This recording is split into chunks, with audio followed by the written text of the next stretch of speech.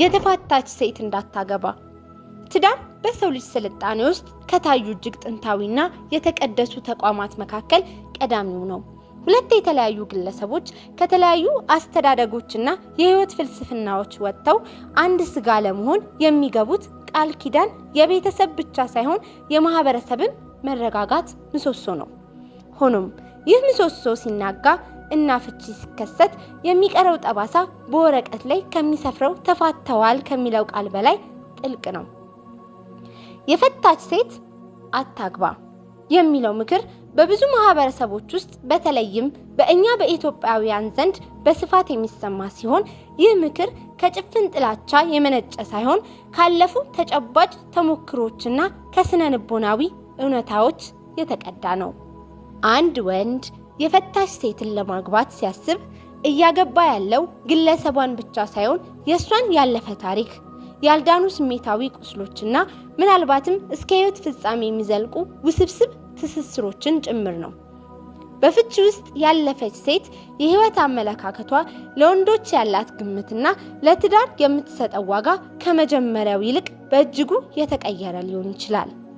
በመጀመሪያ ደረጃ የትዳር የመጀመሪያው ምዕራፍ አዲስነት ትልቅ ስነ ልቦናዊ ጥንካሬ አለው። ሁለት አዲስ ተጋቢዎች ህይወትን አብረው ሲጀምሩ የሚያሳልፏቸው ውጣ ውረዶች፣ የሚገነቧቸው ትውስታዎችና የሚፈጥሩት ትስስር በባዶ ወረቀት ላይ እንደ መጻፍ ነው። የፈታች ሴት ግን ይህንን የመጀመሪያ የመሆን ክብርና ስሜት ቀድማ ለሌላ ሰው ሰጥታለች። አዲሱ ባል የሚመጣው ታሪክ በተጀመረ አንዳንዴም አሳዛኝ ምዕራፎች በታዩበት መጽሐፍ ላይ ነው። እዚህ ጋር ነው ትልቁ ፈተና የሚጀምረው። ወንዱ አዲስ ትዳር የጀመረ ቢመስለውም ሴቷ ግን ደግሜ እንዳልጎዳ በሚል ስሜት ግንብ ሰርታ ጥንቃቄ አጥብቃና ምናልባትም የቀድሞ ባሏ ያደረሰባትን በደል በአዲሱ ባል ላይ እየፈለገች ልትመጣ ትችላለች። የፍቺ ሂደት በራሱ የስነ ልቦናዊ ስብራት ውጤት ነው። ፍቺ የሚመጣው በመቻቻል ማጣት፣ በትዕግስት መሟጠጥ ወይም በአንዱ ወገን ስህተት ነው። የፈታች ሴት አታግባ የሚለው ሐሳብ አንዱ መነሻ ፍቺን እንደ አማራጭ የምታይ ሴት በቀጣዩ ትዳር ላይ ለሚገጥሙ ግጭቶች የምትሰጠው ምላሽ የመፍታት ዝንባሌ ሊኖራት ይችላል የሚል ስጋት ነው። በትዳር ውስጥ ግጭት አይቀሬ ነው። ነገር ግን ከመጀመሪያው ጀምሮ ካላዋጣኝ እፈታዋለሁ የሚል የዳበረ ልምድ ወይም የስነ ልቦና ዝግጁነት ያለው ሰው ትዳሩን ለማዳን የሚያደርገው ተጋድሎ ካልፈታች ሴት ጋር ሲነጻጸር ዝቅተኛ ሊሆን ይችላል። ይህ የማምለጫ መንገድ በአዲሱ ትዳር ውስጥ ዘላቂ ሰላም እንዳይኖር እንቅፋት ይሆናል። ሌላው ሊታሰብበት የሚገባው ነጥብ የንጽጽር አባዜ ነው። የፈታች ሴት አወቀችም አላወቀችም አዲሱን ባሏን ከቀድሞ ጋር ማነጻጸሩ አይቀሬ ነው። የቀድሞ ባሏ የነበሩት ጠንካራ ጎኖች በአዲሱ ባል ላይ ሲጠፉ ያኛው ይሻል ነበር የሚል ጸጸት፣ ወይም የቀድሞ ባሏ የነበሩት መጥፎ ባህሪያት በአዲሱ ላይ ሲታዩ ሁሉም ወንድ አንድ ነው የሚል የጅምላ ጥላቻ ሊፈጥር ይችላል። በዚህ መሃል አዲሱ ባል የራሱን ማንነት ይዞ ለመኖር ከመሞከር ይልቅ ከማይታይ የቀድሞ ጥላ ጋር እየተፎካከረ መሆኑን ይረዳል። ይህም ከፍተኛ የሆነ የባህሪ መዛባትንና በትዳር ውስጥ ያለመደሰትን ይፈጥራል። በተጨማሪም ማህበራዊ አውድን ስንመለከት በኢትዮጵያ ባህል ውስጥ ትዳር በሁለት ግለሰቦች መካከል ብቻ የሚደረግ ውል አይደለም፣ በቤተሰብ መካከል የሚደረግ ትስስር እንጂ። አንድ ወንድ የፈታች ሴትን ሲያገባ ቤተሰቦቹ የሚኖራቸው አመለካከትና ለልጃቸው የሚኖራቸው ስጋት ቀላል አይደለም። ልጃችን ለምን እንደመጀመሪያው አይሆንም የሚለው ጥያቄ በቤተሰብ ግንኙነት ላይ ቅዝቃዜን ሊፈጥር ይችላል። ይህ ደግሞ በባልና ሚስቱ መካከል የሚፈጠርን ግጭት ለማርገብ የሚረዱ ሽምግልናዎችና የቤተሰብ አባላት ሚና እንዲዳከም ያደርገዋል። በጥልቅ ትንታኔ ሲታይ የፈታች ሴትን ማግባት ማለት የተፈታውን ትዳር መንስኤዎች አብሮ ማግባት ማለት ነው። ፍቺው የተከሰተው በሴቷ ባህሪ ምክንያት ከሆነ ለምሳሌ አለመታዘዝ፣ የገንዘብ አጠቃቀም ችግር ወይም የስሜት መለዋወጥ፣ እነዚህ ባህሪያት በአዲሱ ትዳር ውስጥም የመከሰት እድላቸው ሰፊ ነው። ብዙ ጊዜ ሰዎች በፍቺ ወቅት ጥፋቱን ወደ ሌላኛው ወገን የመግፋት ዝንባሌ አላቸው። በመሆኑም አዲሱ ባል የቀድሞ ባል የነበረበትን ስቃይ የመጋራት እድሉ ከፍተኛ ነው። ጋብቻ በራሱ ፈታኝ በሆነበት በዚህ ዘመን ቀድሞ የፈረሰ ታሪክን ለመጠገን መሞከር የሚጠይቀው ዋጋና የሚያስከትለው ጉዳት ከጥቅሙ ሊያመዝን እንደሚችል መረዳት ለውሳኔ መሰረት ይሆናል። አንድ ወንድ የፈታች ሴትን ለማግባት ሲወስን በራሱና በትዳሩ መካከል ሶስተኛ የማይታይ አካል እንደሚኖር መገንዘብ ይኖርበታል። ይህ አካል የቀድሞ ትዳር ትውስታ ወይም ያለፈው ጥላ ይባላል። በስነ ልቦና ጥናት እንደሚታወቀው የሰው ልጅ አእምሮ አዳዲስ ክስተቶችን ካለፉ ተሞክሮች ጋር የማነጻጸር ተፈጥሯዊ ዝንባሌ አለው። ይህ ዝንባሌ በፍቺ ውስጥ ባለፈች ሴት ዘንድ ደግሞ በእጥፍ ይጨምራል። የፈታች ሴት ወደ አዲሱ ትዳር የምትመጣው በባዶ እጇ ሳይሆን ስሜታዊ ሻንጣ ወይም ኢሞሽናል ባጌጅ ተሸክማ ነው። ይህ ሻንጣ ውስጥ ፍርሃት፣ ጥርጣሬ፣ ቂምና ያልተፈቱ ቁስሎች ይገኛሉ። የመጀመሪያውና ዋነኛው ስነ ልቦናዊ ፈተና የንጽጽር ወጥመድ ወይም the comparison trap ነው። አንዲት ሴት ቀድሞ የነበራትን የትዳር ህይወት ከአዲሱ ጋር ማነጻጸሯ አይቀሬ ነው። ይህ ንጽጽር በሁለት መልክ ሊመጣ ይችላል። አንደኛው የቀድሞ ባሏ የነበሩት መልካም ባህሪያት አሁን ባለው ባሏ ላይ ስታጣ የምታሳየው ቅሬታ ነው። ያኛው እንዲያደርግልኝ ነበር፣ ያኛው እንዲህ አይነት ስጦታ ይሰጠኝ ነበር፣ ወይም ያኛው በዚህ ጉዳይ ላይ አይከራከረኝም ነበር የሚሉ ስውር ወይም ግልጽ ንጽጽሮች በአዲሱ ባል ላይ የዝቅተኝነት ስሜት ይፈጥራሉ። ወንዱ ምንም ያህል ቢጥር ቀድሞ የተጻፈን ታሪክ የመደምሰስ አቅም ስለሌለው በገዛ ትዳሩ ውስጥ እንደ ሁለተኛ ተመራጭ ወይም ምትክ ሆኖ እንዲሰማ ያደርገዋል። ሁለተኛው የንጽጽር መልክ ደግሞ የአሉታዊ ተስፋ ወይም ኔጌቲቭ ፕሮጀክሽን ነው። ሴቷ በቀድሞ ትዳሯ የተጎዳችበት፣ የተከዳችበት ወይም የተናቀችበት አጋጣሚ ካለ ያንን ጥፋት አዲሱ ባሏ ላይ የመፈለግ አባዜ ይኖራታል። ባልየው በንጽህና የሚያደርጋቸውን ነገሮች ሁሉ በጥርጣሬ መመልከት ትጀምራለች። ለምሳሌ ባል ስልኩን በዝምታ ወይም ሳይለንት ቢያደርግ ወይም ከስራ ቢዘገይ ሴቷ ወዲያውኑ ወደ ቀድሞ ህመም ትመለሳለች። ያኛውም እንዲህ ነበር የጀመረው በሚል ፍርሃት አዲሱን ባሏን ያለምንም ጥፋቱ ትወነጅላለች። እዚህ ጋር ነው ወንዱ የሚከፍለውን ዋጋ እሱ ያልፈጠረውን ቁስል ለማከም መሞከር ነው። ይህ ደግሞ ከፍተኛ የአእምሮ ድካምን ይፈጥራል። በተጨማሪም ለምን ፈታች የሚለው ጥያቄ በስነ ልቦናዊ ትንታኔ ውስጥ ትልቅ ቦታ አለው።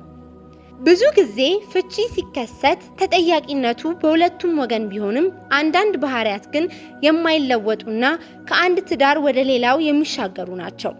ሴቷ በትዕግስት ማጣት፣ በገንዘብ በበላይነት ስሜት ወይም በቤተሰብ ጣልቃ ገብነት ምክንያት የመጀመሪያውን ትዳር ካፈረሰች እነዚህ ባህሪያት በአዲሱ ትዳር ውስጥም መከሰታቸው አይቀሬ ነው። የሰው ልጅ መሰረታዊ ባህሪ በአጭር ጊዜ ውስጥ አይቀየርም። በመሆኑም አዲሱ ባል የሚገጥመው የቀድሞ ባል ሊቋቋመው አቅቶት የፈታውን ባህሪ ነው። ይህ ደግሞ በሌላ ሰው ስህተት ውስጥ እንደገና መውደቅ ማለት ነው። ሌላው ትኩረት የሚሻው ነጥብ የትዳር ቅዱስነት መላላት ነው። ለመጀመሪያ ጊዜ የሚያገባ ሰው ትዳርን እንደ አንድ የማይፈርስ ብቸኛና ዘላቂ ተቋም ያየዋል። የፈታች ሴት ግን ትዳር ሊፈርስ እንደሚችል በተግባር ያየችና ያንን ሂደት ያለፈች በመሆኑ ለትዳር የምትሰጠው የመጨረሻ መሸሸጊያ የመሆን ዋጋ ሊቀንስ ይችላል። ግጭቶችን ሲፈጠሩ ከዚህ የከፋ አይመጣም ወይም ከዚህ በፊት ፈትቼ አልነበር እንዴ የሚል ደፋር ስሜት ሊያድርባት ይችላል። ይህ ደግሞ ትዳርን ለማዳን የሚደረገውን የጋራ ተጋድሎ ያዳክመዋል። ወንዱ ትዳሩን ለማዳን ሲታገል፣ እሷ ግን በውስጧ ዝግጁ የሆነ የማምለጫ መንገድ ወይም ኤግዚት ስትራቴጂ ይዛ ልትቆም ትችላለች። የስነ ልቦናዊው ጫና ሌላው ገጽታ ደግሞ ከሴቷ ወገን የሚመጣው መከላከል ነው። ብዙ የፈቱ ሴቶች ዳግም ላለመጎዳት በሚል ስሜት አዲሱ ትዳር ውስጥ ስሜታቸውን በሙሉነት ላለመስጠት ይቆጠባሉ። ሙሉ በሙሉ አለመተማመን፣ የገንዘብ ሚስጥር መያዝ ወይም ስሜታዊ ርቀትን መጠበቅ ሊታይባቸው ይችላል። ይህ ራስን የመከላከል ስልት በአዲሱ ባል ላይ የመገለል ስሜትን ይፈጥራል። ባልየው ሙሉ ፍቅሩንና ታማኝነቱን ሲሰጥ፣ እሷ ግን አሁንም በጥርጣሬ ግንብ ውስጥ ሆና ስታየው በመካከላቸው ያለው ጥልቅ ትስስር ይላላል። የፈታች ሴትን ማግባት ማለት የእሷን የድሮ ትውስታዎች መጋራት ማለት ነው።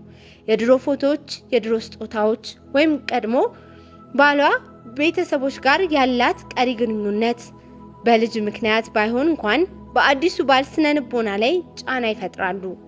ወንዱ ሁልጊዜም ራሱን ከሌላ ሰው ጋር የማወዳደር ስሜት ውስጥ ይገባል።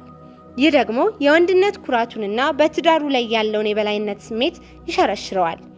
ያለፈው ታሪክ ጥላ በአዲሱ ቤት ውስጥ ካለ ድረስ አዲሱ ትዳር የራሱ የሆነ ትንፋሽ ሊኖረው አይችልም።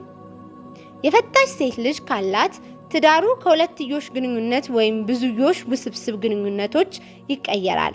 እዚህ ጋር ነው የፈታች ሴት አታግባ የሚለው ምክር ይበልጥ ትርጉም የሚሰጠው።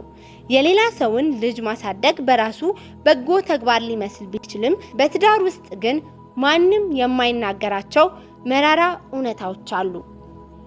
አንደኛው ትልቁ ፈተና የስልጣን ሹክቻ ነው። በአንድ ቤት ውስጥ ባል የቤተሰብ መሪ ነው። ሆኖም ግን የሌላ ሰው ልጅ ባለበት ቤት ውስጥ ባልየው በልጁ ላይ ያለው የማረምና የመቅጣት ስልጣን የተገደበ ነው። ልጁን በስህተቱ ቢቀጣው ወይም ቢገስጸው እናትየው ልጄ ስለሆነ አልወደደውም በሚል ስሜት ጥርጣሬ ውስጥ ትገባለች።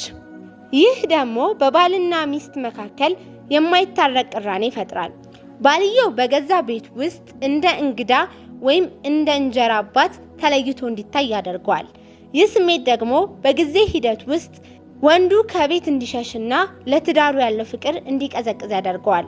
ሁለተኛው ነጥብ ከቀድሞ ባሏ ወይም ከአባት ጋር የሚኖር የማይቋረጥ ግንኙነት ነው። ሴቷ ልጅ ካላት ከቀድሞ ባሏ ጋር መገናኘቷ የግድ ነው። ስለ ልጁ ትምህርት፣ ጤና ወይም የቀለብ ጉዳይ ለመነጋገር ስልክ መደዋወል ወይም መገናኘት ይኖርባታል። ይህ ሁኔታ ለአዲሱ ባል ከፍተኛ ቅናትና አለመተማመን ምንጭ ነው። የቱንም ያህል ስለ ልጁ ነው የምናወራው ቢባልም የቀድሞ ባል በአዲሱ ትዳር ውስጥ እንደ ጥላ ሁልጊዜም መኖሩ አይቀሬ ነው። ወንዱ ሚስቱን ሙሉ በሙሉ የእሱ ብቻ አድርጎ ማየት አይችልም። ምክንያቱም የህይወቷ አንድ ክፍል ልጇና ከልጇ አባት ጋር ያላት ግንኙነት ሁልጊዜም ከእሱ ቁጥጥር ውጪ ነው። በተጨማሪም የልጆች ስነ ልቦና በአዲስ ትዳር ላይ ትልቅ ተጽዕኖ አለው። ልጆች አብዛኛውን ጊዜ አዲሱን ባል እንደ ወራሪ ወይም እንደ ጠላት ሊያዩት ይችላሉ። የእናታቸውን ትኩረት ስለተጋራቸው ወይም ደግሞ ከእውነተኛ አባታቸው ጋር የመታረቅ ተስፋቸውን ስላጨለመባቸው በአዲሱ ባል ላይ አመጽ ሊያሳዩ ይችላሉ። ይህ የልጆች ተቃውሞ በቀጥታ ወደ እናትየው ይተላለፋል። እናትየው በልጇና በአዲሱ ባሏ መካከል ምርጫ ውስጥ ስትገባ አብዛኛውን ጊዜ ልጇን ትመርጣለች። በዚህ ጊዜ ባልየው በራሱ ቤት ውስጥ ብቸኛ ይሆናል። የኢኮኖሚ ጫናውም ሌላው ፈተና ነው። የሌላ ሰውን ልጅ ማሳደግ፣ ለትምህርትና ለሌሎች ፍላጎቶች ወጪ ማድረግ ለወንዱ ተጨማሪ ሸክም ነው። ምንም እንኳን እናትየው ብትሰራም የቤቱ ኢኮኖሚ ለልጁ መዋሉ አይቀሬ ነው። ወንዱ የራሱን ልጆች በሚወልድበት ጊዜ በልጆቹ መካከል የሚፈጥረው የሀብትና የፍቅር ክፍፍል ትልቅ የቤት ውስጥ ውከት ይፈጥራል። የኔ ልጅና የአንተ ልጅ የሚለው ክፍፍል የትዳሩን አንድነት ያፈርሰዋል። በመጨረሻም የልጅ መኖር ማለት ከቀድሞ ባል ቤተሰቦች ጋርም ግንኙነት ሊኖር ይችላል ማለት ነው። አያቶች የቀድሞ ባል ወላጆች ልጁን ለማየት በሚመጡበት ወይም ልጁ ወደ እነሱ በሚሄድበት ጊዜ አዲሱ ባል የማይፈለግበትና የማይመቸው ማህበራዊ ግንኙነት ውስጥ ይገባል። ይህ ሁሉ ስብስብነት ትዳሩን ከሰላማዊ ፍቅር ጎጆነት ወደ ውጥረት የተሞላበት የግጭት ቀጠና ይለውጠዋል። የፈታች ሴትን ማግባት ማለት እነዚህን ሁሉ ያልተጋበዙ እንግዶችና ችግሮች ወደ ህይወት መጋበዝ ማለት ነው። እናሳ አንተ ምን እያሰብክ ነው? ዋናው ፍቅር ነው ብለህ ከልጇ እና ስብራቷ ጋር ታገባታለህ ወይስ ድንግልና ንጹህ ልብን ያላት ሴትን ታገባለህ? ብትችል ድንግል ሴት አግባ። ያለፈ ጠባሳና ስብራት የሌላትን ሴት አግባ። በቀጣይ ቪዲዮ እስከምንገናኝ ቸርን ሰንብት።